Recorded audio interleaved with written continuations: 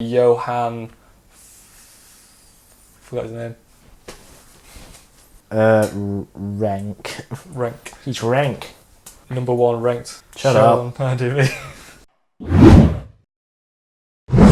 Now then, we're talking about something that has been on the minds of a lot of people as of late. Well, I think so anyway. And that is Chernobyl the best TV series of all time? No. No, it's not, is it? No. It's definitely one of the better things that have come out on television for probably the past, maybe 3 or 4 years? Probably since Game of Thrones started, maybe. Yeah. I don't know. Maybe that's something I'd have to think about, but yeah, certainly in the last few years, it's one of the best shows. The problem with it is that it's a mini-series at the end of the day. It's only 5 episodes long.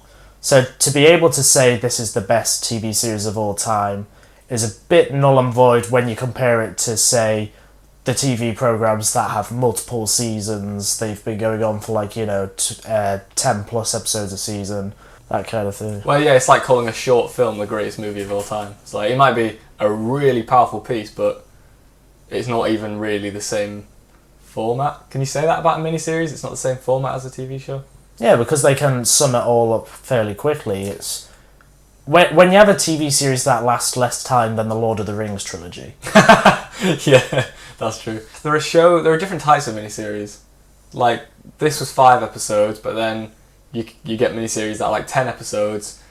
And even like at that point, I would go, at 10 episodes, I'd go, well, that could potentially be considered among the greatest of all time. But something about it being 5 episodes long, with one of those episodes being pretty much a filler episode, just makes me feel like you can't really say that about it. Yeah, we will talk about spoilers in this, so if you haven't seen Chernobyl, I recommend you do, but do not watch this video. Maybe come back later. We should say off the bat, it's clearly a very good show. Yeah, it does a great job at portraying an almost unimaginable disaster in a way that hasn't been done on screen before. And it spaces it out well as well. Like, the whole disaster that we all know of, that happens right off the gate in episode 1, and by the end of episode 1, that's kind of in the rearview mirror, and you're focusing on the after effects on different people and different areas of modern civilization from that point on. Yeah.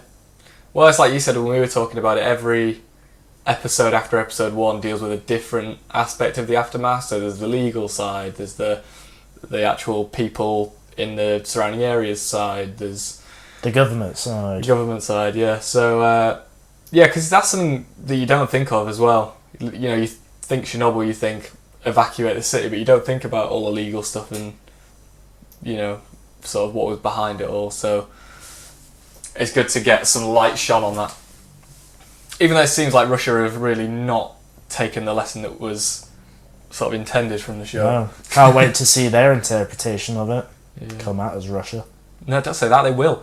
Shit! For the most part, all the performances were really good. Like, at first it was a little jarring to hear them speak in what is clearly English accents. Yeah, that was a weird sort of directorial choice, wasn't it? To have it be English actors, you know, like not use Russians and use subtitles, but actually have English actors. Yeah. That's a strange call.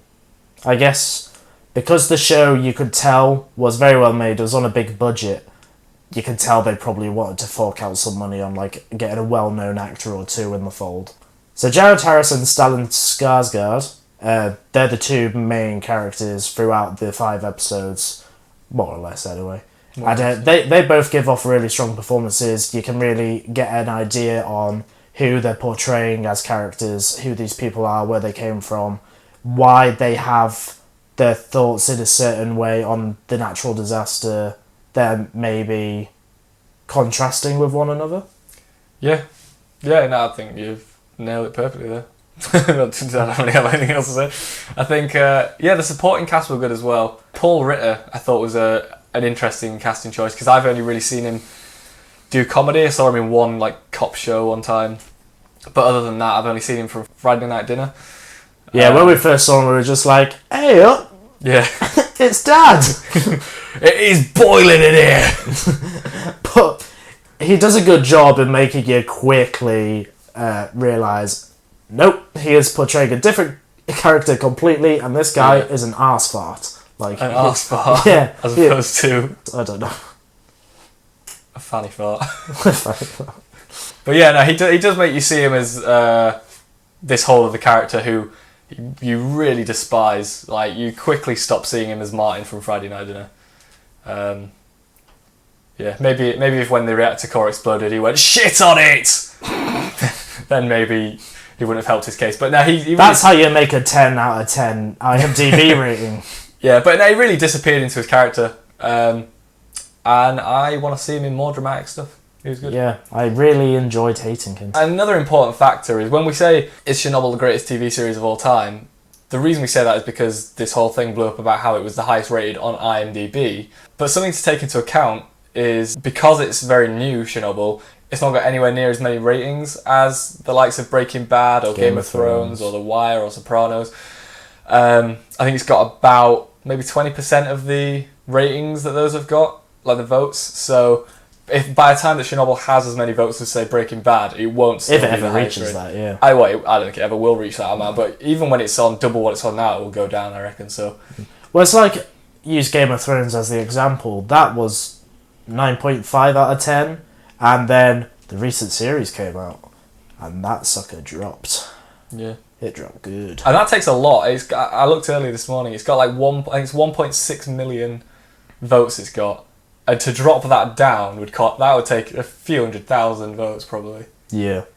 Well, maybe not a few 100,000, but it'd take a lot. Another difference between the two, I would say, is Chernobyl has such like a bitter tone to it.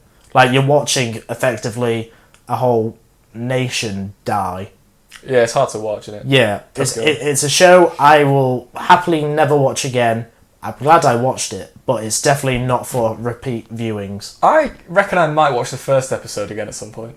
The most action of all the episodes. Yeah, it's just really well helmed. Like It literally starts off with a bang. Yeah, good job that episode wasn't later on, or it'd be bang out of order. Oh dear. But no, that episode 1, I mean, now that I know the story, because I didn't know the story before, I don't feel like I need to watch those episodes again. But the first one, I feel like at some point I could stick that on and enjoy that for what it is. Yeah, there's something about just watching people going around shooting dogs and cats and other cute animals that I rather It's not awesome, see. isn't it? I guess shit. Yeah, Yeah, shit. Yeah. Yeah. So to wrap this up, it was very well directed by Johan Renck, who did direct some episodes of Breaking Bad. But yeah, it was very well done. But episode 4 was pretty much a filler episode. It's too short, really, to be considered the greatest show of all time, in my opinion. I think the characterization was good, but I mean, it was much more about the event than... It has that kind of Dunkirk syndrome, where it's more about the event than the characters. And while there are episodes of Chernobyl that are dedicated to the characters, it's not like a Breaking Bad or something where you really delve deep into the psyche of these guys. So yeah, and summing it up, it's very good, but it ain't close to being the best TV series of all time as far as I'm concerned. Even Band of Brothers was a better miniseries, I think. So yeah, guys, thanks for watching. We'll be back shortly with reviews on Midsummer, Spider-Man Far From Home, Jessica Jones. Please leave a subscribe. It really shows us massive support and we really do appreciate it. We're Fried Gold. See you in the next one.